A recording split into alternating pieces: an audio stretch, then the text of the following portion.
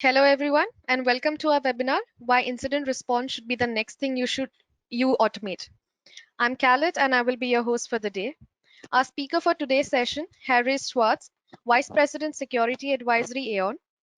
The session will be in listen only mode and will last for about 40 to 50 minutes, out of which last 10 minutes will be for Q&A. Requesting all the participants to post your questions in the Q&A window. Also, do note that we have two criteria for certification. Participants need to attend the complete webinar. And the second one, fill in the survey and the right answer to 3 questions based on the webinar. Those questions will be sent to you post day of the webinar. Now about our speaker. Harry Schwartz is a vice president within the advisory services practice. He leads the cyber resilience service line within the cyber solutions practice. Cyber resilience service includes IR preparedness, security operation capabilities, crisis management, industrial resilience, CISO advisory, security culture, and insider threat program development. In addition, Harris provides virtual CISO and strategic advisory services, business development support, and enjoys building partnerships and collaborating across the firms. Prior to joining Aon, Harris was a leader in Nippon Telegraph and Telephone, security advisory services practice running executive risk and advisory globally, which also includes vCISO services to a wide range of companies and industry verticals. Harris is an experienced information security professional with over 30 years of private sector experience developing and implementing comprehensive security risk and investigations program. Harris has held senior leadership roles at Levi Strauss & Company, Safeway Abultan, and the Walt Disney Company. He also has extensive experience in building and developing global security programs, including cyber threat intelligence, data protection, privacy, and insider threat programs. Harris has an extensive experience advising executives at pharmaceutical and biotech companies with physical cybersecurity, insider threat program, and supply chain investigations. Harris's experience transcends cyber into physical security areas, including domestic terrorism, personal security vulnerability assessments, building security audits, insider threat mitigation programs, and general investigations. Without any further delay, I would now like to hand over the conference to you. Over to you, Harris. Thank you. Thank you for the introduction. It's a pleasure to be here. Yeah, that was a great introduction. I guess it kind of dates me. I've been in the business for about 30 years or so, and mostly in cybersecurity. So actually, when this particular opportunity came up to do this webinar, I was like, yeah, this could be a fun webinar to plan. So thinking back over my long career, back to the 80s and 90s when I started in this business, if you think about cyber attacks, back then they were very different from the attacks that we see today. But thinking back as a practitioner, or in my roles, early on in my career, we had the responsibility to put together some standards and some processes for how we were going to handle incident response. And if I look back to when I started my career to where we are today, very different. I think back then there were a lot of those meetings with colleagues to collaborate and try and figure out how do we stop cyber attacks? How do we respond to cyber attacks? What are best practices? Because again, there wasn't a lot of good standards and good processes in place. Today, the majority of incident response processes are based on the NIST standard. So NIST, 800-61. That's sort of my go-to, and most practitioners go to in the industry for how to properly respond, to an incident, but not only respond, but also, the steps needed to be prepared for an incident. And that's a lot of the stuff that I'm going to talk about today is not only preparation, but also other processes and other steps and how they play into the idea of automating incident response. So as I mentioned, NIST started back in 2004. There's been some iterations of it through the years. But if we look back again, cyber attacks back then, if I remember, were mostly of the denial of service, so a DOS, or a distributed denial of service attack.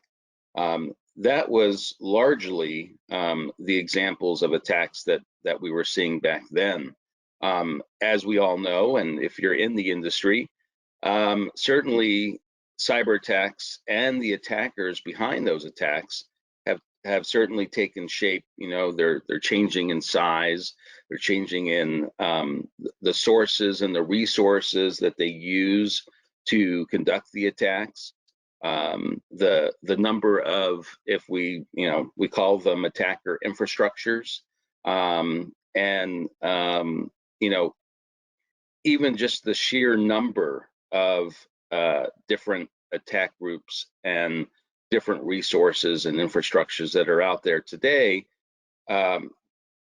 definitely make cyber attacks more complex. And that means that your incident response teams certainly have to be a little bit more agile. They have to be nimble. They have to be ready and prepared. And I use the word prepared a lot. You'll probably hear it a bunch in this this webinar. And this is something that I tell clients probably almost on a daily basis about being prepared. So here we go. Let's see.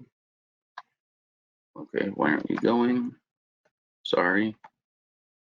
Okay, there we go. So if we examine why has incident response changed? Well, for many reasons. The first one is, cyber risks and threats are constantly changing. As I mentioned before, we started off with the majority of attacks being denial of service or distributed denial of service attacks. They have morphed into the convenience, and I call it convenience, but they've morphed into ransomware. Ransomware is definitely the number one cyber attack of today, and it certainly has been over the last, 10 plus years. Not so much 10 years ago, but slowly increasing in the number of ransomware attacks. And there's lots of statistics out there about, ransomware and the amount of ransom that some companies have paid, and, et cetera, et cetera. Number two, I would say vulnerabilities. The issue of vulnerabilities and the issue of attackers constantly exploiting vulnerabilities is certainly going to be with us for the remainder of time. So why has incident response changed in the way of vulnerabilities? Because there's the lack of patching by organizations. So sort of leaving areas of risk or threat for the attackers to find, right? The use of end of life, machines and operating systems that certainly should not be used or still in use today. Number three, what I call the lack of security fundamentals. Security monitoring, proper identity access, controls like multi-factor authentication, et cetera. Segmenting your network, especially if you've got a manufacturing environment coupled with your corporate environment. You certainly shouldn't have a flat network, right? Number four, the increase in the types of data that an organization has. We constantly find that organizations don't know what data exists in their environment. They have no asset inventory, which should include, a critical asset list. And assets are not just, hardware and software. Critical assets include your data. And so it's important to know what data you have in place, because again, this all plays into incident response. Five, the increased dependence on cloud infrastructure. Cloud infrastructure is certainly, or can be complex. And that leads me to number 6, which is complexity of environments. Certainly, if you have a variety of different network environments that you are responsible for, that's going to play a part with incident response. 7, the skill shortage. As probably everybody on this call knows, there is a shortage of qualified individuals that can fit into cybersecurity roles. And so many organizations, don't have the proper level of skilled employees. Maybe they're providing training and things of that nature. But number 8, this kind of goes to my preparation point before. There's no process or a lack of process, no plans, no incident response plans. The organization just doesn't know how to respond to an incident. And then 9, again, my point on preparation, there is no preparation in place. All of these issues and topics and subjects, they all contribute. They all contribute to the basic foundation of incident response, which is, being able to detect in a timely manner and being able to respond in a timely manner. And then even more important, being able to contain the incident. And we'll talk a little bit about that in a little bit. And of course, as I always like to say, organizations do need to prepare themselves. There was a survey, actually there's a bunch of surveys out there, but I thought it was very interesting.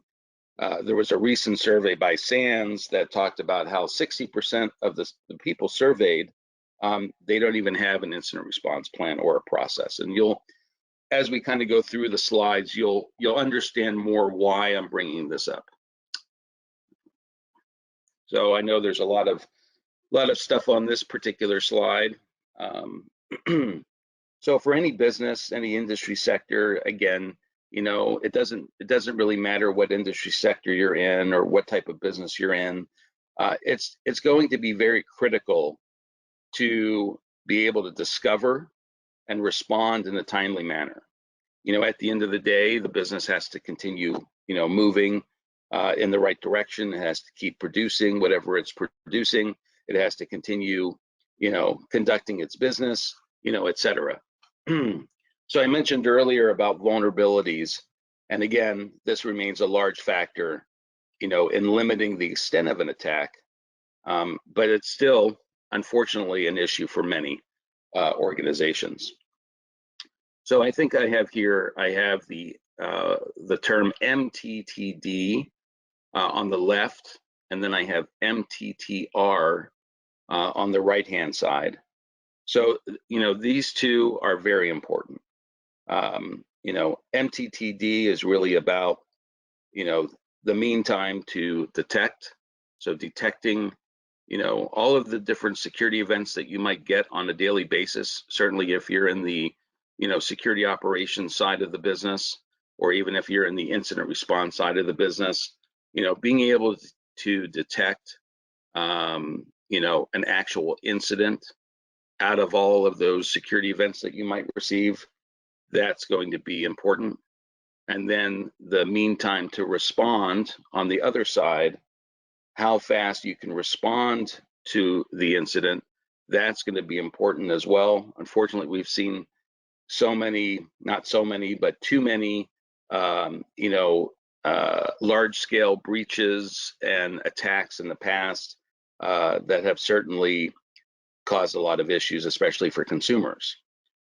Ideally, if you can detect and if you can respond in less than 24 hours, that's the goal. Again, citing a SAN survey from 2019, 52% of the organizations, they were able to meet the MTTD of less than 24 hours, and 67% were able to meet the mean time to respond, which is pretty good. From an automation perspective, now I've been broached with the subject of, what parts of automate or what parts of incident response, should we automate? It's always an interesting question for everyone. It's been an interesting question for myself over the years. If I look back to times, let's say when I was at Disney or even when I was at Levi Strauss, vendors would come to me and say, hey, you guys should automate. And I would say, yeah, I'm not interested because, I want to have more control. But certainly, again, as I noted in the past or previous about how complex, some of these attacks have become. And if you look at the bottom from a security event perspective, depending upon the size of your organization, you could be receiving from 10,000 to over 1 million events per day. And so how does someone handle that in a timely manner? So, since we're talking today about this, I certainly think that automation is key, in the incident response process, just from seeing some of the incidents that some of my clients and just hearing about other clients having to deal with. If we look at the Target breach, I don't know if everyone remembers the Target breach, but they were receiving hundreds of the same alerts when this particular breach happened. Those alerts were tagged as malware.binary. And so the issue was, how were the analysts supposed to know that these particular alerts were serious? They didn't. They had so many log sources, so much information, so many sources of places where alerts could be generated. Different log sources, everything that's kind of in that funnel are some of those examples. But they had no idea. The items that I have listed on the left are very common in today's environment. And so you couple that with all of the other, I don't know, I call them nuances.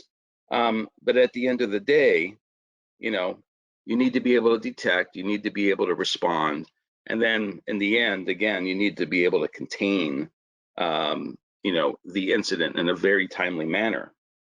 Another fact on the Equifax breach, which was back in 2017, the report that was done up by the government said that it took them 76 days just to detect the incident, which I think is very interesting.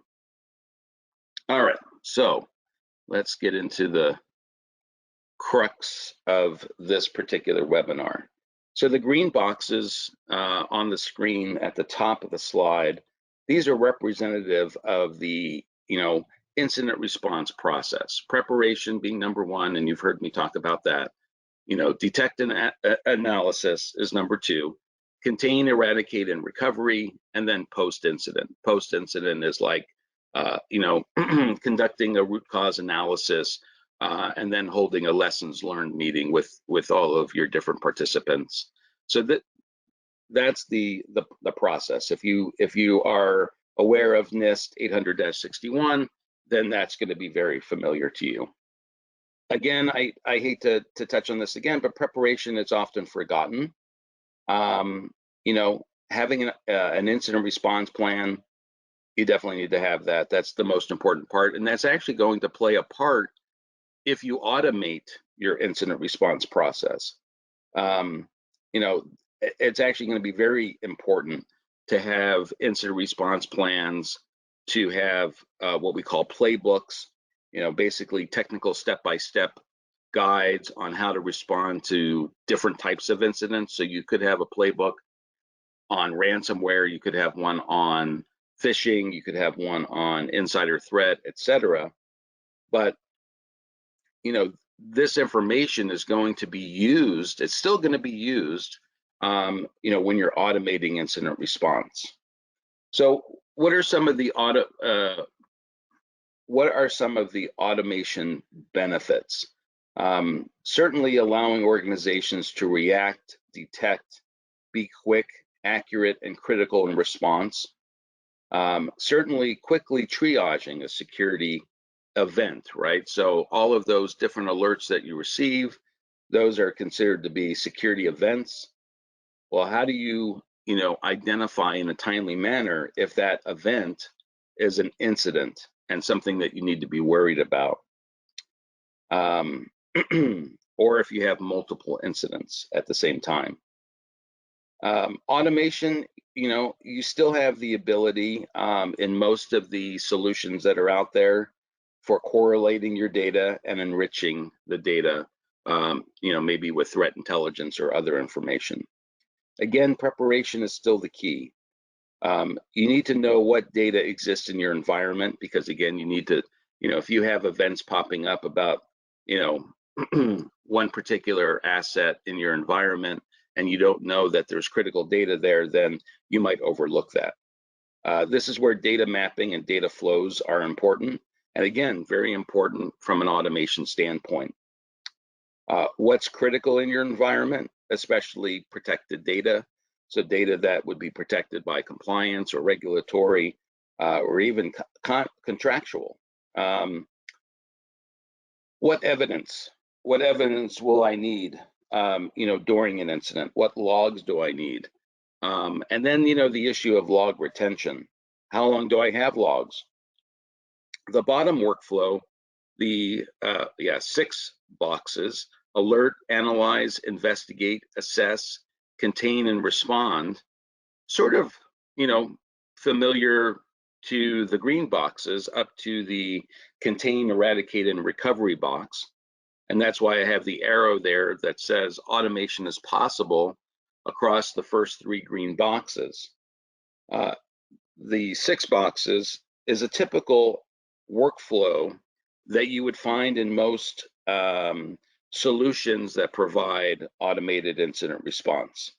There's actually many cloud automation tools available today that follow this same incident response process workflow. And then many of the other tools and vendors that are out there, some of your SIM providers, offer this type of workflow as well. All right. So what else should incident response automation provide? It should be predictive in a way.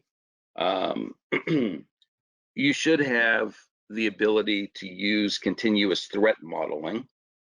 And you might say this sounds like a SIM. There are many SIM providers out there, as I mentioned, that offer this extra service for automating your your incident response process. What else? Your automation should reduce your cyber risk exposure. It should certainly limit false positives, as we've seen again with all the multiple of log sources and areas that events can be created. You're often going to get false positives or noise from your environment. Excuse my cracking voice. You want to be able to increase the identification of an incident. Again, from a preparation standpoint, usually in an incident response plan, you're going to have a list of, how you classify an incident. So what constitutes an incident in your environment? Incident classifications are very different across the board. They're not the same in every organization. Obviously, ransomware would certainly be the same in most in most organizations. Hold on a second. I need to get some water. Okay.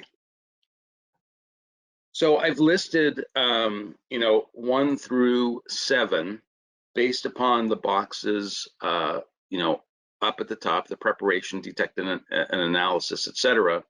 These are some examples of how, or examples of incident response automation. Most of your incident response automation tools, you have to, again, upload and you have to integrate those standards or those processes. So all of your playbooks, if you have an incident response plan, if you have other processes, these all have to be uploaded into the tool. And these are the steps that, that will be followed when there is an incident. So again, you have to have the standards in place, you know, and so from a consistency perspective, so anyone that was picking up a particular incident, they're going to follow the same process. Okay, let's see, what else do I want to cover? All right, let's go on.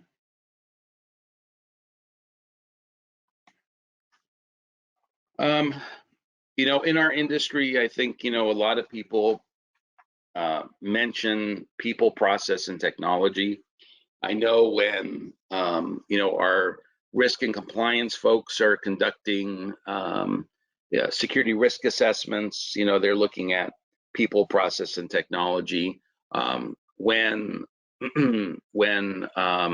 my consultants are conducting what we call an incident response readiness assessment, they too are looking at people, process, and technology.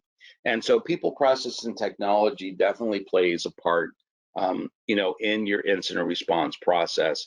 Even if you're using automation, you still have to have a human as part of the process. That human is going to follow that process while that tool is walking through various steps. You still have to have a human involved. You still have to have qualified analysts in your security operations center. I know some of you probably use third parties, but again, you still have to have qualified people. The middle column shows processes, and all of them are actually possible through automation.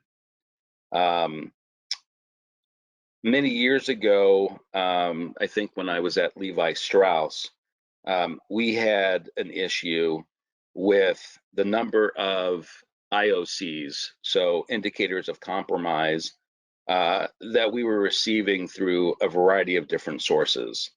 There was so much threat intelligence, even some noise, even some repeating of information. But we needed to find a way to be able to automate some of that process. And so we had a variety of different ways that we captured IOCs, and then also what we would call indicators of attacks, IOAs. And plus we had vulnerability data, vulnerability scans, penetration tests, things of that nature. And so, we went out, we bought a threat intelligence, solution where we could bring in all of this data. We could bring in all of the feeds that we were members of, where these IOCs and IOAs were being shared.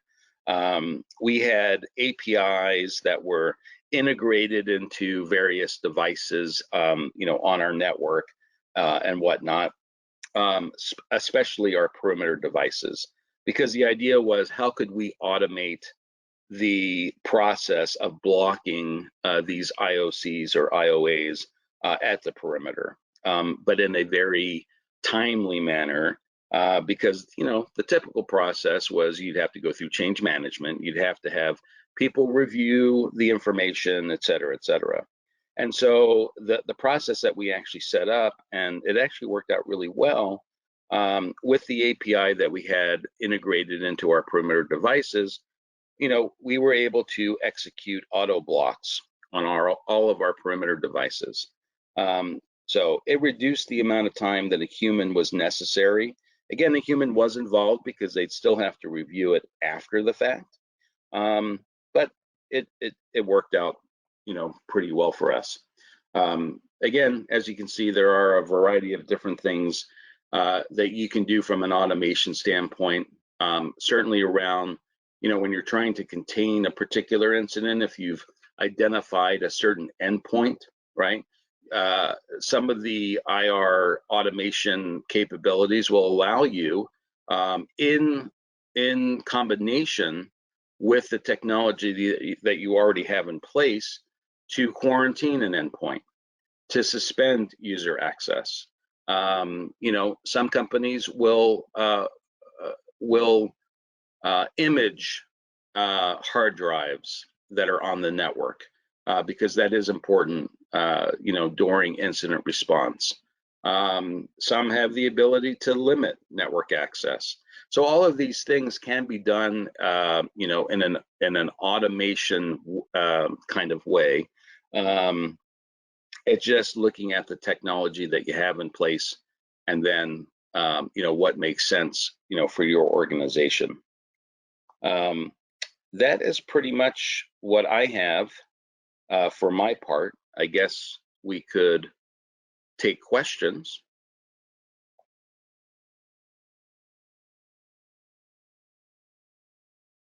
Hi, Harris. Thank you so much uh, for the session. It was really informative. Yes, we'll start with the Q&A, but before we start, I would just like to inform our participants about the certificate that's aligned with this product, with this webinar, which is EC Council Certificate, ECIH. EC Council Certified Incident Handler maps to Incident Handler or Incident Manager role. Anyone with ECIH certification is eligible for 10,000 plus jobs vacancies globally, with an average salary of $75,000 per annum. If you're interested to know more about this program, please take part in the poll that's going to be conducted now. So Harris, can we begin with the Q&A? Yes, that would be great. Okay. So the first question is from Amol. He says, when do you not have in-house incident response team and dependent on third party, what are the basic steps any organization can take? What are the best preventive measures one can take before actual response to any incident? Can you repeat that again? I'm sorry, it broke up a little bit. No worries. So Amol says, when you do not have an in-house incident response team and are dependent on the third party, what are the basic steps any organization can take? What are the best preventive measures one can take before actual response to any incident? Yep, so that's a really good question, because we do find clients that are in the same situation where they do, they have third parties, and so it's still important for the organization to be prepared. It's still important for you to have an incident response plan. Most organizations should have a disaster recovery plan, and then also a business continuity plan.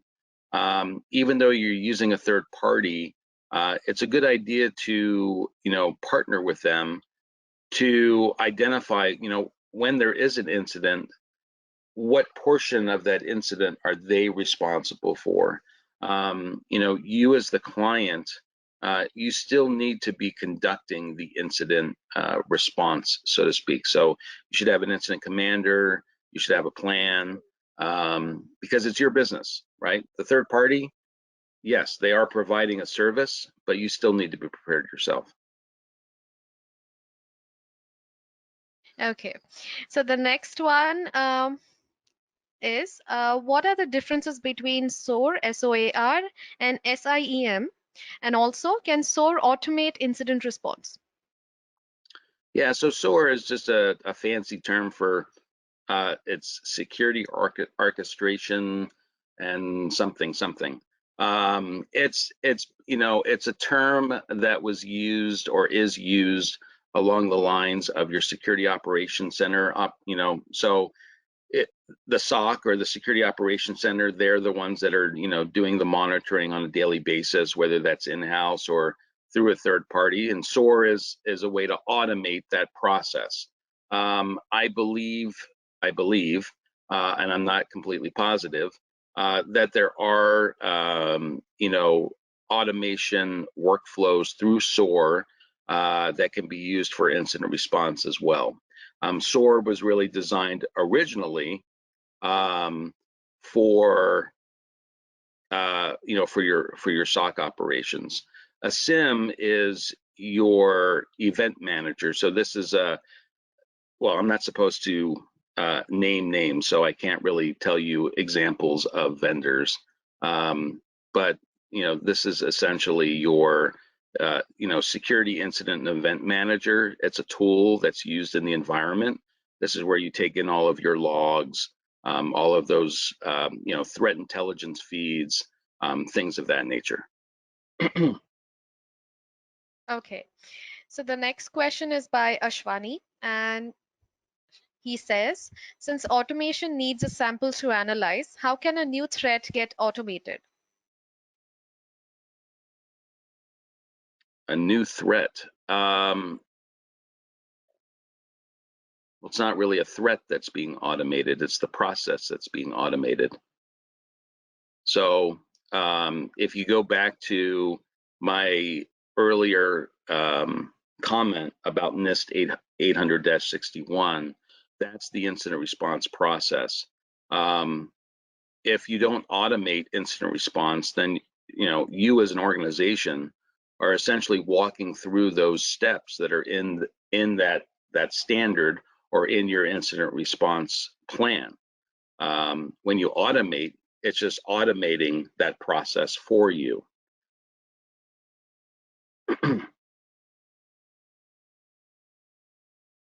Okay, another question regarding automation again. How do we prevent over-resilience on automation, ensuring that there is a balance between usual human intelligence and skills? I like the use of usual human intelligence here. Well, again, right? I mean, humans are still, if I'm getting this question correct, you still have human interaction in the process. The automation piece is basically taking you through, if you remember let's see here. So this workflow, this is a typical workflow for if you were automating your incident response process. So the tool or whatever you're using for automation would run you through this workflow, just as if you were doing it manually and following an incident response plan. So again, a human is still part of that process. You still have analysts in your SOC. You still have incident response teams. All of that is still the same. This is just automating. I'm sorry. No, thought there was a question. No. Okay. So another question is, how do we classify the incident by severity before responding? Again, that comes from preparation. That is part of the incident response plan. So if you take a look at NIST 800-61, this will give you examples on how to classify incidents. This is going to be very important.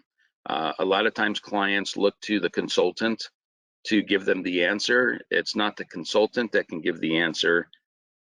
It's the client. Your company. You need to classify incidents based upon your organization or your business. Every business is different. Okay, question by Manoj, very basic, but what is the full form of IOCs and IOAs? Typically IP addresses. Okay, okay. Now, if we automate our process, we are not to some extent making the automation vulnerable, as the automation process can also be hacked. Also, this requires good level of configuration training. Does this require a good level of configuration training? I don't really understand the question. Okay, I'll repeat Aga- ag- again.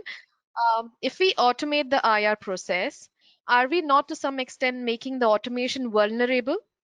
Also, does this require a good level of configuration training for automation? no. So again, right? You still have to prepare. You still have to have an incident response plan. If your tool goes down, I don't think the person understands the process here. So you still have to have a plan. If, let's say, your tool that you're using for automation fails, you need to be able to pick up your incident response plan and follow the process.